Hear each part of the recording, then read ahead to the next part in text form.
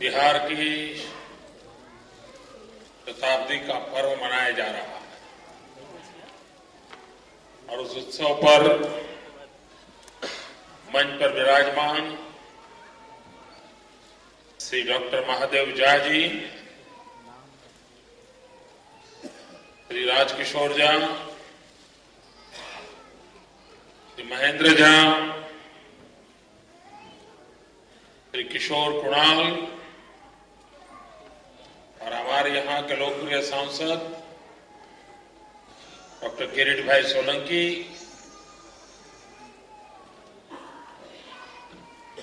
सभी वरिष्ठ महानुभाव,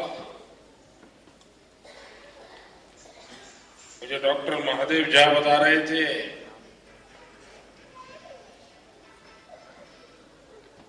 कि बाहर भी इतने ही लोग बैठे हैं। हमने सोचा था हमारा कमरा छोटा पड़ गया।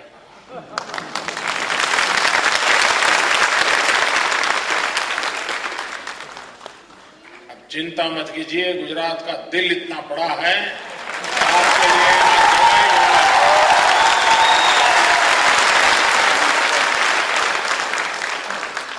हम कुछ छोटा पड़ने नहीं देंगे और आपको छोटा होने भी नहीं देंगे।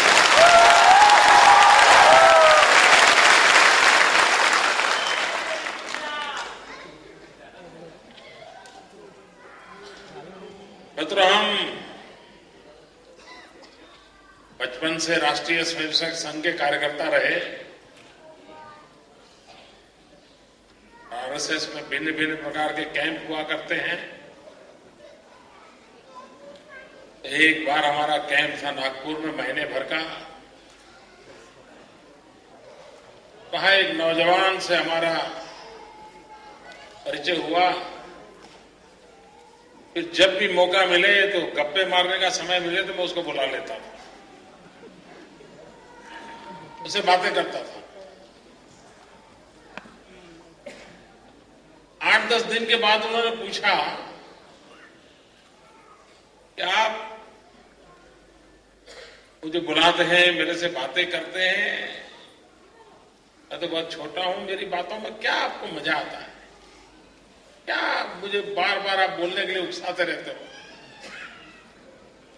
तो मैंने कहा अगर तुम महीने भर एक काम चालू रखोगे तो मैं रहस्य बता देता हूं। मैं रहस्य खोल दूं और फिर भाग जाओगे तो नहीं चलेगा। तो बोले बताइए। वो नौजवान मधुबनी जिले का था।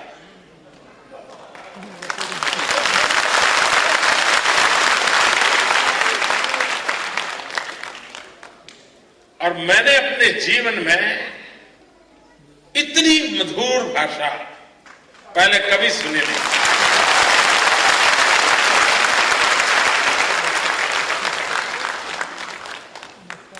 वो क्या कहता था, क्या सब्जेक्ट पर बोलता था, कोई लेना देना नहीं था। मुझे इसको सुनने का इतना आनंद आता था।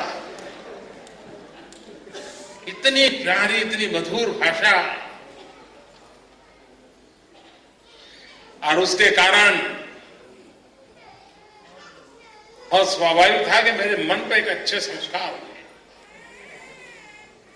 एक प्रकार से आप सबसे हमारा प्यार हो गया।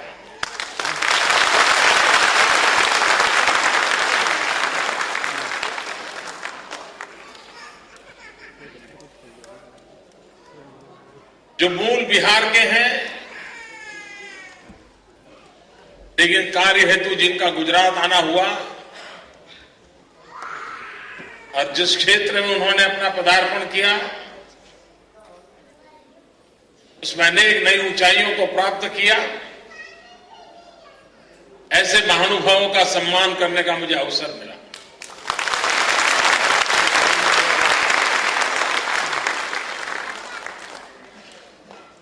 मित्रों, जो लोग जीवन में ऊंचाइयों को प्राप्त करते हैं उनके लिए सम्मान बहुत बड़ी चीज नहीं होती है। ये सहज होता है उनके जीवन में। कभी यहां तो कभी वहां, कभी न कभी तो सम्मान होता रहता है। लेकिन सम्मान में भी बहुत फर्क होता है।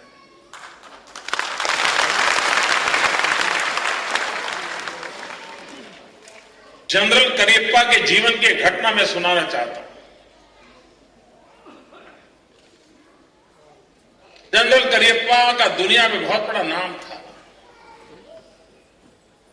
सेनाध्यक्ष के रूप में एक बहुत ही प्रतिष्ठा पाई थी और जीवन के हर कार्यक्रम में काफी ऊंचाइयों पर वो पहुंचे थे। एक बार जनरल करियप्पा को उनके गांव वालों ने बुलाया, जिस गांव में उनका जन्म हुआ था, और गांव के लोगों ने उनका सम्मान रखा। उस दिन जनरल करियप्पा ने जो भाषण किया है वो बड़ा पढ़ने जैसा भाषण। उन्होंने कहा कि मैं एक ऐसे पद पर रहा हूं कि जहां हजारों बार दिन में सलाम होती है, जहां जाऊं वहां लोगों सेना तान करके सैल्यूट करते हैं। दुनिया के जिस देश में जाता हूं उस देश के बड़े बड़े लोग मुझे सलाम करते हैं। मैंने गौरव और सम्मान बहुत देखा है, लेकिन मुझे पहली बार अपनों के बीच, अपने खेत खलिहान से जुड़े हुए लोगों के बीच, गांव के मेरे अपने लोगों के बीच, इतनी छोटी सी संख्या के बीच में जो मेरा सम्मान हो रहा है, उसका मैंने आनंद इसके पहले कभी अनुभव नहीं किया।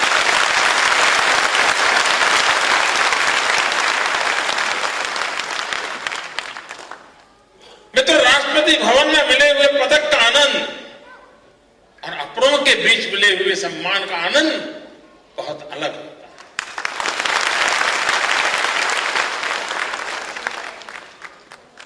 अपनों के बीच जिनका सम्मान हुआ है, वो सम्मान बहुत बड़ी ऊंचाई होती है। मैं जिनका सम्मान हुआ है उन सबका बहुत बहुत अभिनंदन करता हूं।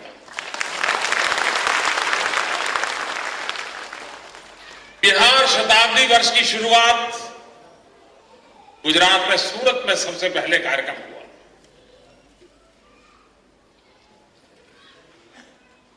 बिहार से कई महानुभाव उसमें आए थे। मूल बिहार के और देश में गणमान्य स्थान पर जो पहुंचे हैं, ऐसे विशिष्ट नागरिकों का सम्मान भी वहां किया गया था और मुझे उस समारोह में शरीक होने का सौभाग्य प्राप्त हुआ। और तब जो लोग आए थे, उन्होंने अपने भाषण में कहा था कि अब तक कोई 5 कार्यक्रम वो करके आए थे। वो कह रहे थे बिहार शताब्दी वर्ष के अब तक के जो 5 कार्यक्रम हम करके आए हैं, उसमें सूरत में जो कार्यक्रम हुआ वो अब तक के सबसे बड़े कार्यक्रमों में बिहार का कार्यक्रम।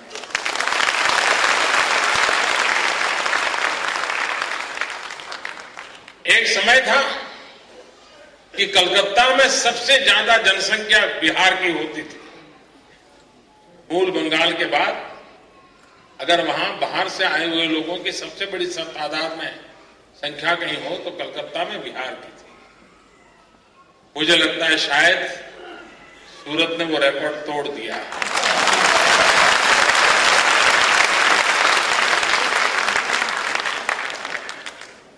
आज सबसे ज्यादा बिहार के लोग किसी एक शहर में शायद रहते हो, संभव है वो सूरत होगा।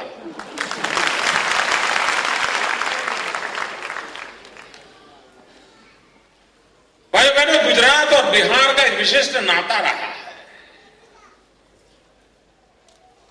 शायद बहुत कम लोगों को मालूम होगा कि अगर सरदार पटेल न होते,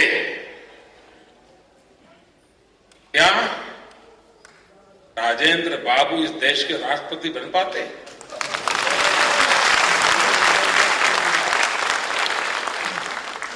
ये इतिहास का वो पृष्ठ है जिसको इन दिनों तो कोई उजागर करने का साहस नहीं करता है। पंडित नेहरू की पसंद कुछ और थी, सरदार साहब की पसंद डॉक्टर राजेंद्र प्रसाद थे।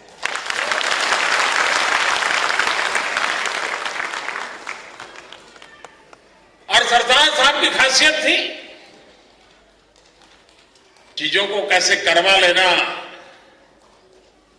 अगर वो कौशल्य न होता, इतने राजे रजवाड़े इतने कम समय में एक ही रस नहीं हो सकता।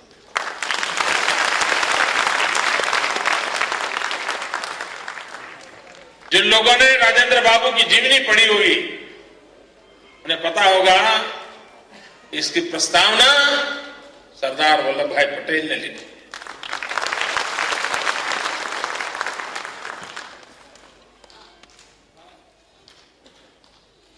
मित्र एक चाणक्य हो गए जिन्होंने उस समय छोटे छोटे छोटे राजघरानों को इकट्ठा करके एक सम्मान का संघर्ष, स्वतंत्रता का संघर्ष लड़ा था सदियों पहले। और चाणक्य के बाद गुजरात की धरती पर एक सरदार हुए जिन्होंने सभी छोटे छोटे रजवाड़ों को एक करके इस देश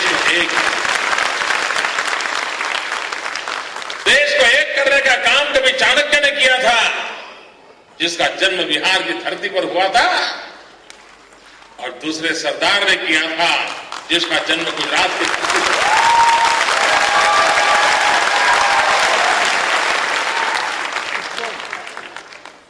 मतलब बिहार की पहचान नालंदा विश्वविद्यालय से थी।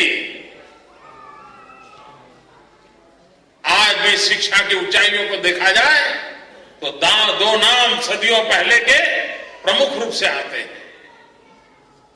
एक नालंदा विश्वविद्यालय का आता है और दूसरा वल्लभी विश्वविद्यालय का। एक ही समय काल था, एक पूरब में था तो दूसरा पश्चिम में था, एक बिहार में था तो दूसरा गुजरात।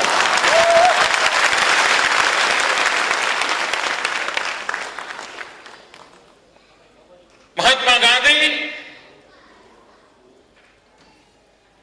रेल के डिब्बे से उतार दिए गए अफ्रीका में, और महात्मा गांधी ने ठान ली इन गोरे लोगों ने मुझे डिब्बे से उतारा है, मैं उन्हें हिंदुस्तान की धरती पर से उतार दूंगा।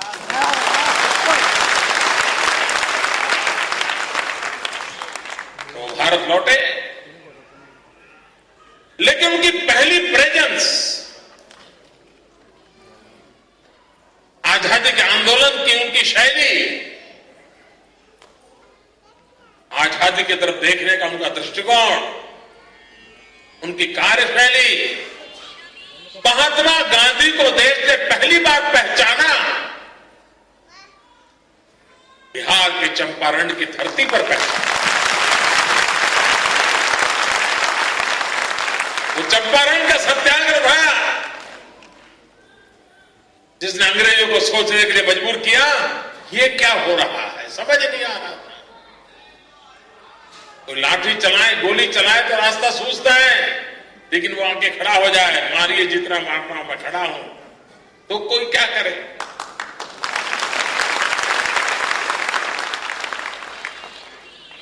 गांधी ने देश में एक नई दिशा दी थी, वो भूमि थी चंपारण। एक गुजरात का सपूत बिहार की धरती पर गया था और वहां से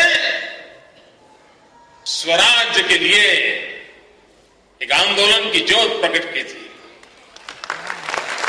एक दूसरा बिहार का बेटा जयप्रकाश नारायण, जो गुजरात की धरती पर आए थे और नवनिर्माण के आंदोलन से प्रेरणा लेकर के स्वराज्य के लिए देश में आह्लाद जगाई।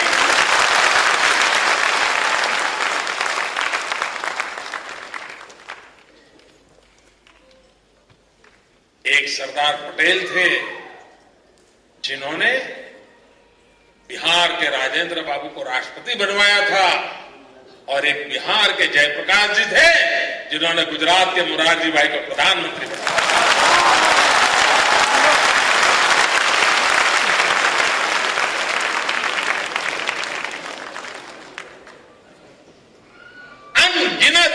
ऐसी है मित्रों जो हमें और आपको जोड़ती है। दुनिया के लोगों के मन में एक ख्याल ऐसा है कि भगवान बुद्ध पूरब में ही थे, भगवान बुद्ध बिहार में ही थे। बहुत कम लोगों को मालूम है कि भगवान बुद्ध की बिहार में जितनी प्रेजेंस थी उतनी ही प्रभावी प्रेजेंस गुजरात में भी।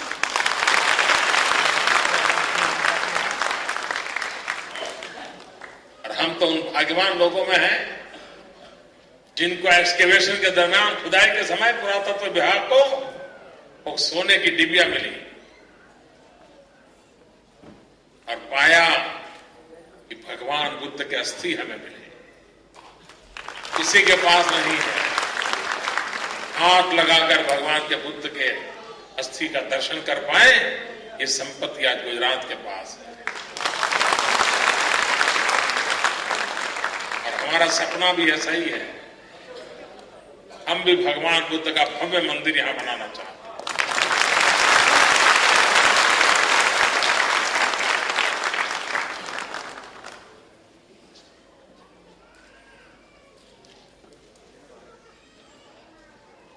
तो पितृ श्राद्ध के लिए लोग जाते हैं गया जी, जाते हैं ना। मातृ श्राद्ध के लिए जाते हैं सिद्धपुर।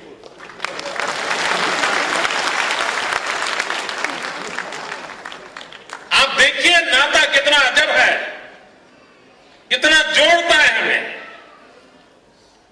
मित्र भगवान महावीर तीर्थंकर,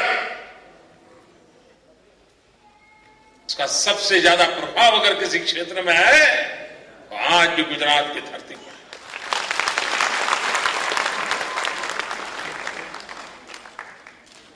यह देश बहुरत्ना वसुंधरा विविधताओं से भरा हुआ है। हर एक की अपनी क्षमताएं हैं, हर एक के अंदर एक विशेषता है। उस ताने बाने को जोड़ करके ही यह देश का गौरव बढ़ता है। भारत माता के गले में इन विशेषता भरे हुए पुष्पों और रूपी राज्यों के माध्यम से भारत माता सुशोभित हो जाती है, भारत माता गौरवान्वित हो जाती है।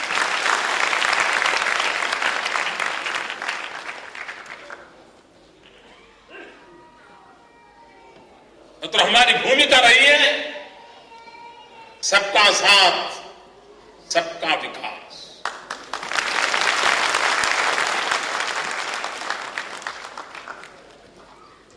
हम जब कांकरिया कार्निवल बनाते हैं तो कुछ लोगों को पहले कान में दर्द होता है जब सुनते हैं कि कुछ ऐसा हो रहा है, फिर आंखों में पीड़ा होती है कि ये कैसे हो रहा है, फिर जीवन भर पीड़ा में ही पड़े रहते हैं, ये सब क्यों हो रहा है।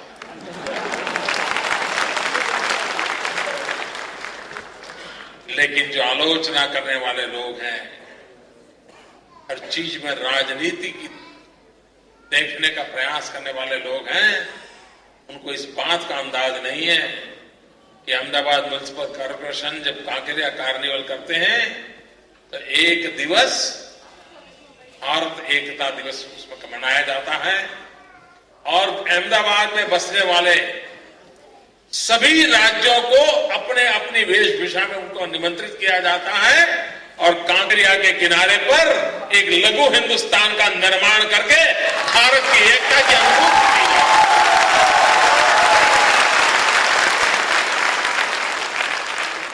नई पीढ़ी को संस्कार होते हैं।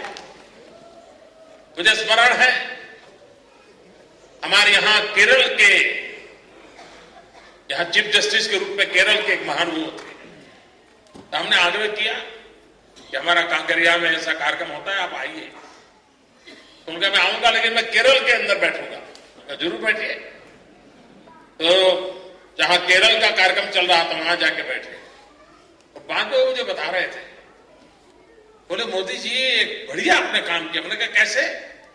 बोले हमारे केरल से जो निकले हुए लोग हैं, उनकी जो नई पीढ़ी है, उनको केरल में शादी किस पद्धति से होती है, कुछ त्योहार किस पद्धति से मनाए जाते हैं, ये उनको पता नहीं है। कि इसके कारण उन बच्चों को पता चलेगा कि हमारे केरल में कौन कौन सी परंपराएं होती हैं।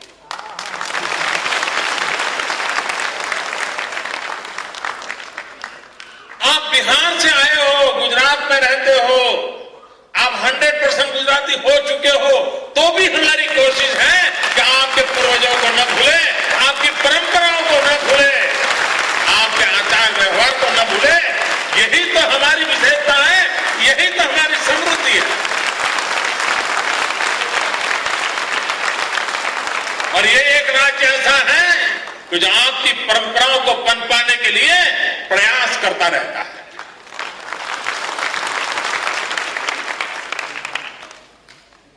सांस्कृतिक विरासत के इस चिरंतन दिए को कभी बूझने नहीं देंगे।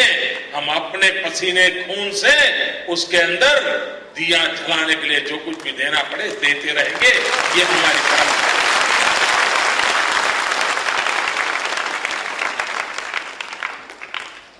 और इस देश में इतने बड़े देश को सरदार पटेल साहब जैसे महापुरुषों ने एक करके हमें दिया है, तो हमारा दायित्व बनता है कि हमारे देश के किसी भी विभाग को ऐसा नहीं लगना चाहिए कि मैं यहां कहीं पर आया, कभी नहीं लगना चाहिए। हम किसी भी कोने में कौन हो,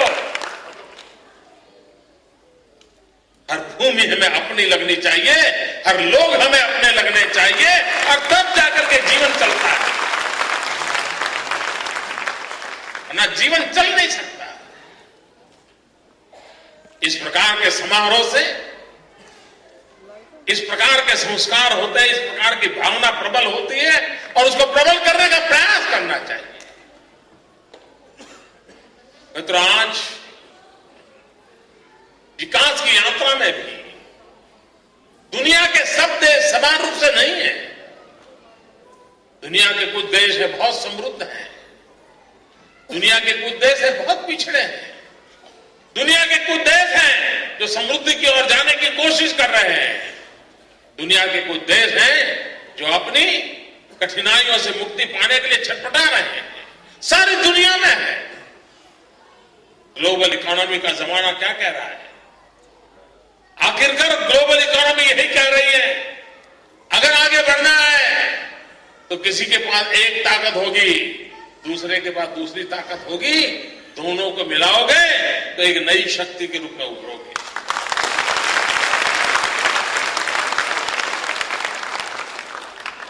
अब हमारे गुजरात के पास आयरन ओर नहीं है, लेकिन स्टील के कारखाने यहां लग रहे हैं, लोहा बन रहा है। मैं मेरे गुजरात के किसी नौजवान को कहूं कि भाई एक बहुत बड़ा लोहे का कारखाना लगा है और उसमें इस प्रकार का काम है, आओगे करोगे क्या? तो देख करके ही भाग जाएगा। 1600 डिग्री टेम्परेचर में वो काम ही नहीं कर सकता है। अगर मेरे पास मेरे उत्तर प्रदेश न होता तो मेरे यहां लोहा का कारखाना कौन चलाता?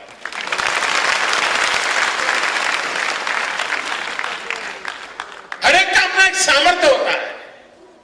मेरे गुजरात के भाई कितने ही पैसे क्यों न हो, बढ़िया से बढ़िया डायमंड क्यों न लाए हो, एक एक डायमंड एक एक से बढ़कर एक एक मूल्यवान क्यों न हो, लेकिन मेरा बंगाल का भाई यहां आकर के उसमें से अगर गहने नहीं बनाता तो डायमंड कहां शोभा देता।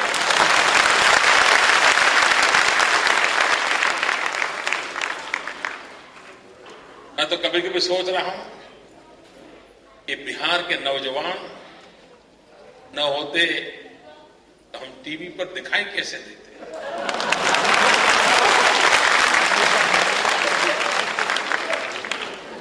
आप कोई भी टीवी चैनल उठा लीजिए, कोई भी किसी भी भाषा की, उस क्रू में आपको 80% बिहार के नौजवान मिलेंगे। पूरा कब्जा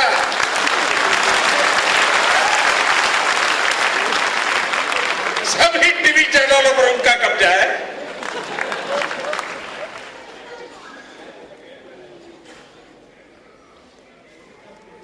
पत्रकारिता जगत में देखिए, लेखन में देखिए, साहित्य में देखिए, एक से बढ़कर एक बिहार में हम टैलेंट की अनुभूति करते हैं।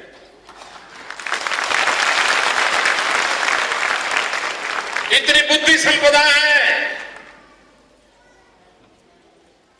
और इतना प्यारी भाषा है जिसकी, इतना आनंद आता है सुनकर के।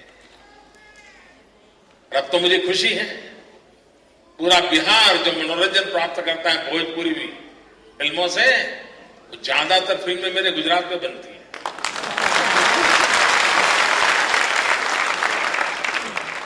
भोजपुरी टीवी सीरियल के जितने एपिसोड है वो ज्यादातर मेरे गुजरात में बनते हैं।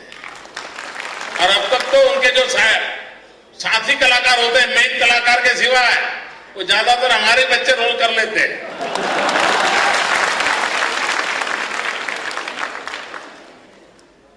ये अपनापन, इसका एक आनंद होता है, उसकी अपनी एक शक्ति होती है और उस शक्ति को हम आगे बढ़ाएं, हम मिलजुल करके इस देश को महान बनाएं। भारत मां के करोड़ों गरीब लोग, उनकी तरफ हम देखें और हम सब मिलकर के अशिक्षा से, अंधश्रद्धा से इस देश के गरीबों को मुक्त कराएं। मुझे कभी कभी हमारे बिहार के मित्र मिलते हैं तो मैं उनको कहता हूं, भाई अब तो सरनेम बदलो, ऐसा कहता हूं। बिहार में तो तुम्हारी सरनेम जा ठीक थी, वहां अगर तुमको लोग कहते हैं जा, लेकिन यहां तुम सरनेम करो आ।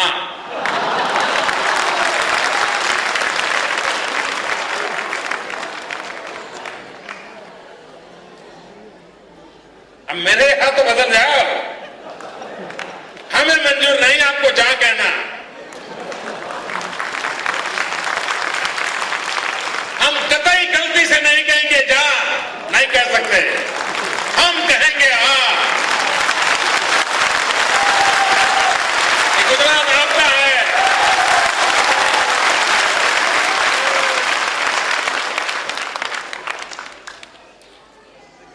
भाइयों बहनों, डॉक्टर महादेव जी जब मुझे निमंत्रण देने आए, मैंने कहा बिल्कुल तय करके आए हो ना।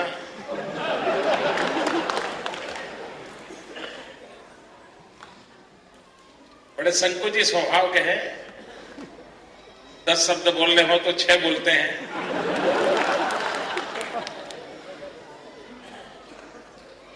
मेरा सवाल ज्यादा समझ नहीं पाए, मुंडी हिलाई। मैंने कहा आप संकोच मत कीजिए, मैं जरूर आऊंगा। फिर वो कहने लगे कि यहां 10,000 परिवार हैं, लेकिन हम यहां जो विशेष करके ऑफिसेज और प्रोफेशनल क्षेत्र में लोग हैं, उन्हीं को इकट्ठा कर रहे हैं। देखा ठीक है, आपके घर में इकट्ठा कर रहे हो क्या? क्योंकि मुझे लगा 25-50 का कार्यक्रम करना चाहते हैं। नहीं बोले हम सभागृह में करेंगे। मैंने कहा छोटा हो या बड़ा, मुझे उससे लेना देना नहीं है। बिहार मेरा अपना है, मैं जरूर आ जाऊं।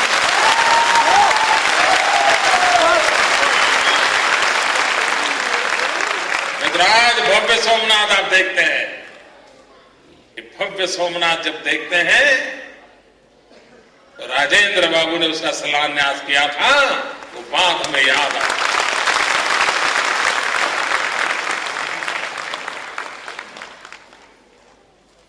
हर पल हम आपसे जुड़े हुए। इस विकास के अंदर अगर पसीने की महक देखोगे तो उस पसीने की महक में गुजरात का पसीना कौन सा, बिहार का पसीना कौन सा, कोई अलग नहीं कर सकता। हम भारत मां के संतान हैं, मां के दूध दूध में कभी दरार नहीं हो सकती दोस्तों, मां के दूध में दरार नहीं, मां का दूध कभी फट नहीं सकता।